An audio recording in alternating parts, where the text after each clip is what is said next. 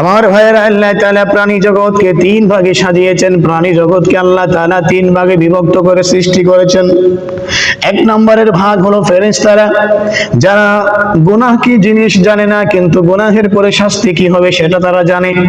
দুই নম্বর হলো চতুষ্পদ প্রাণী, গুনাহ কি জিনিস সেটা তারা বোঝে, কিন্তু গুনাহের পরে শাস্তি হবে সেটা তারা বোঝে না।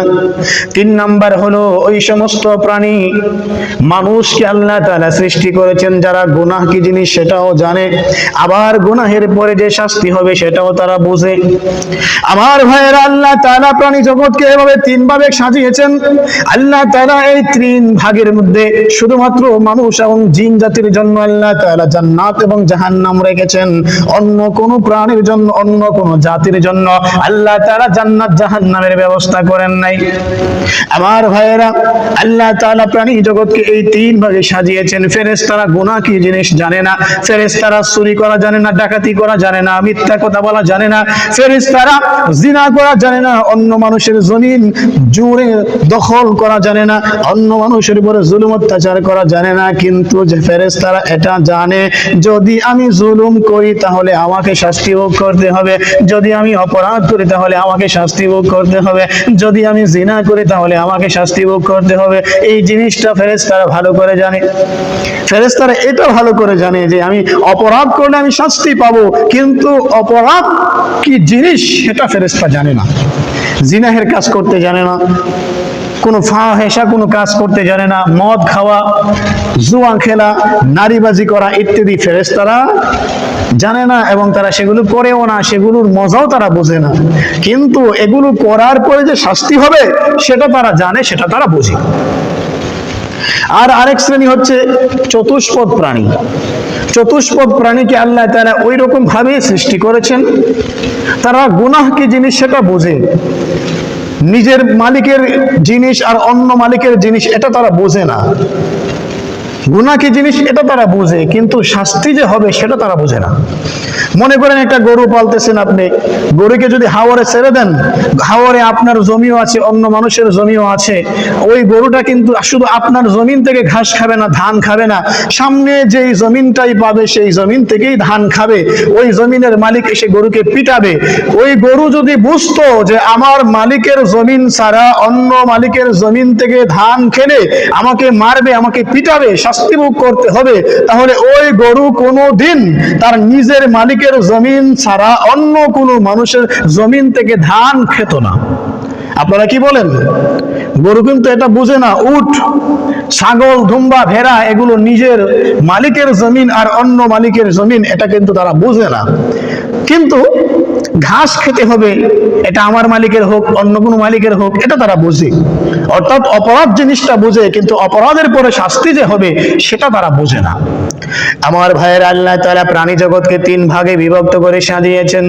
এক নম্বরের ভাগ হলো ফেরেশতা, যারা গুনাহ কি জিনিস জানে না, কিন্তু গুনাহের পরে শাস্তি হবে সেটা তারা জানে।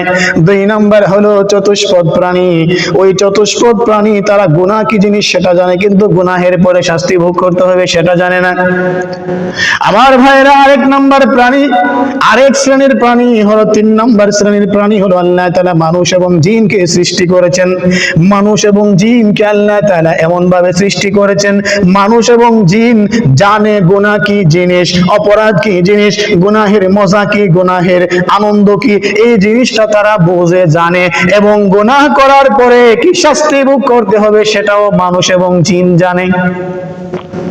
মানুষ এবং জিন জাতি গুনাহ কি জিনিস, চুরি করা, ডাকাতি করা, অপরাধ করা, জিনা করা, ব্যভিচার করা, অন্যায়ভাবে কোনো মানুষের জমি দখল করা, মিথ্যা কথা বলা, গীবত করা, হারাম কাজ করা, মদ খাওয়া, জুয়া খেলা, গাঁজা খাওয়া ইত্যাদি অপরাধ, এগুলো গুনাহের কাজ। এগুলো মানুষ এবং জিন সবাই বুঝে জানে, এবং এই অপরাধগুলো করার পরে কি শাস্তি হবে সেটাও মানুষ এবং জিন জানে।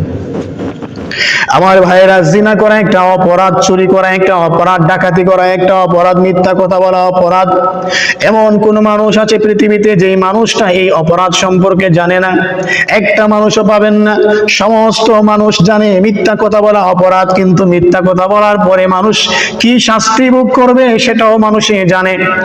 মিথ্যা কথা বলা অপরাধ এটা মানুষ জানে, আবার মিথ্যা কথা বলার পরে শাস্তি কি হবে সেটাও মানুষে জানে। আমার ভাইয়েরা, এমন একটা মানুষ পৃথিবীতে পাবেন না যে মানুষটা অপরাধ কি জিনিস জানে না, অপরাধের পরে শাস্তি কি হবে সেটা জানে না। আমার ভাইয়েরা, মিথ্যা কথা বলার পরে শাস্তি কি হবে আমরা জানি, আমরা জিনা করার পরে কি শাস্তি হবে সেটাও জানি।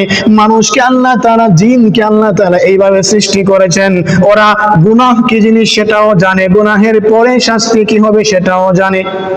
এজন্য আল্লাহ তাআলা জিন এবং ইনসানের বিচার করবেন, আর কোন প্রাণীর বিচার হবে না, হিসাব হবে না। জিন এবং ইনসানকে আল্লাহ তাআলা কিয়ামতের ময়দানে তাদের কাছ থেকে হিসাব নেবেন। হিসাব নেওয়ার পরে যদি কেউ ভালো কাজ করে তার জন্য জান্নাতের ফয়সালা হবে, আর যদি কেউ মন্দ কাজ দুনিয়ায় করে থাকে আল্লাহ তাআলা তার জন্য জাহান্নামের ফয়সালা করে দেবেন। আমার ভাইয়েরা, বুঝতে পেরেছেন যে আল্লাহ তাআলা তিন ভাগে বিভক্ত করে প্রাণী জগৎকে সৃষ্টি করেছেন। ফেরেশতা যারা গুনাহ কি জিনিস জানে না, চতুষ্পদ প্রাণী যারা শুধু গুনাহ জানে, শাস্তি জানে না। আর মানুষ গুনাহ জানে, শাস্তিও জানে, অপরাধ জানে, শাস্তিও জানে। অপরাধ করব, অপরাধ করলে কি শাস্তি পাবো সেটাও তারা বুঝে, সেটাও তারা জানে। তো আমার ভাইয়ের, আল্লাহ তাআলা এই প্রাণী জগৎকে সুন্দরভাবে সাজিয়েছেন। আমরা মানুষ, আমাদেরকে আল্লাহ তাআলা সবার শ্রেষ্ঠ বানিয়েছেন, আশরাফুল মাখলুকাত বানিয়েছেন। আল্লাহ তাআলা আমাদের জন্য কিছু বিধিবিধান দিয়েছেন, যদি আমরা ওই বিধিবিধানগুলো মেনে চলতে পারি। আল্লাহ তাআলা আমাদের জন্য কোরআন দিয়েছেন, জীবন বিধান দিয়েছেন, রাসূল সাল্লাল্লাহু আলাইহি ওয়াসাল্লামকে পাঠিয়েছেন শিক্ষক বানিয়ে। যদি আমরা আল্লাহ তাআলার বিধানগুলোকে মেনে চলতে পারি, আল্লাহ তাআলার দেখানো পথ যদি আমরা মেনে নিতে পারি, তার হাবিব মুহাম্মদ সাল্লাল্লাহু আলাইহি ওয়াসাল্লাম যে শিক্ষা আমাদেরকে দিয়েছেন সেই শিক্ষাকে যদি আমরা গ্রহণ করতে পারি, সেই শিক্ষাকে মেনে যদি জীবনকে পরিচালনা করতে পারি, আল্লাহ তাআলা বলেন, বান্দা তোমরা দুনিয়ার মধ্যে সফল হয়ে যাবে, আখিরাতের মধ্যে তোমরা সফল হয়ে যাবে। আমি আল্লাহ তাআলা তোমাদেরকে ডান হাতে আমলনামা দিয়ে বিনা হিসেবে জান্নাতে পৌঁছায়া দেব।